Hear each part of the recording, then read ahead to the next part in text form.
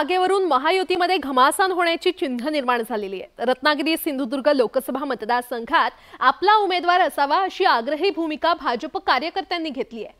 तर उद्योग मंत्री उदय सामंतांनी शिवसेनेकडून किरण सामंत यांचं नाव आधीच जाहीर केलंय।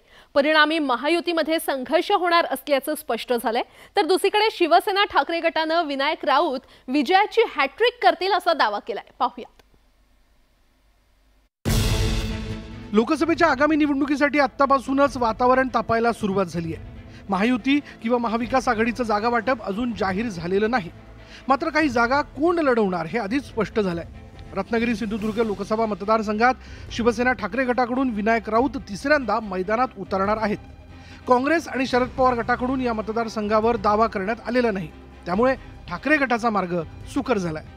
रत्नागिरी सिंधुदुर्ग मतदारसंघाच्या दोन्ही जिल्ह्याच्या बैठका सुद्धा उद्धवजींच्या मार्गदर्शनाखाली मातोश्री येथे झाल्या आणि त्यावेळी आपले सध्याचे विद्यमान खासदार संसदरत्न खासदार विनायक राऊत यांची उमेदवारी निश्चित केलेली आहे आणि त्या दृष्टीने आम्ही सर्वच जण कामाला लागलेलो आहोत। त्यामुळे रत्नागिरी सिंधुदुर्गचा मतदारसंघाचा उमेदवारी विनायक राऊत निश्चित झालेली आहे।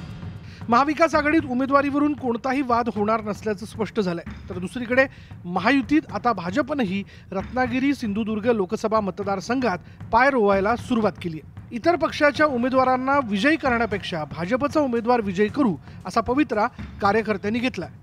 कार्यकर्त्यांचा आग्रह आहे की भारतीय जनता पार्टीचा उमेदवार या मतदारसंघात असावा आणि तो मतदारसंघात जर भारतीय जनता पार्टीचा उमेदवार असला तर मोठ्या मताधिक्याने निवडून येईल अशा कार्यकर्त्यांच्या भावना आहेत आणि त्या भावना आम्ही योग्य जागी पोहोचवलेल्या आहेत। याउपरही महायुती योग्य तो निर्णय घेईल आणि महायुतीचा उमेदवार विनायक राऊत जर उमेदवार असतील तर त्यांच्यावर मोठ्या मताधिक्याने विजय मिळवेल, यात कोणताही संदेह नाही।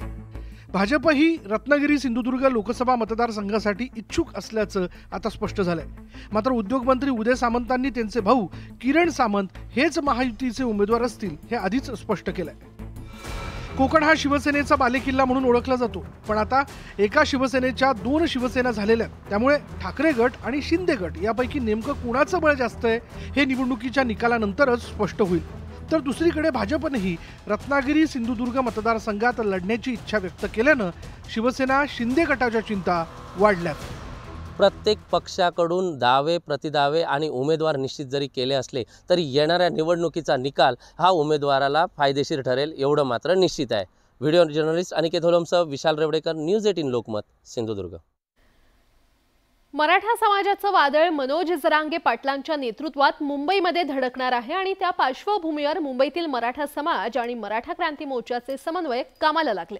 तर मनोज जरांगे पाटलांच्या शिष्टमंडळानं मुंबईमध्ये येऊन मैदानांची पाहणी केलेली आहे। पाहूया।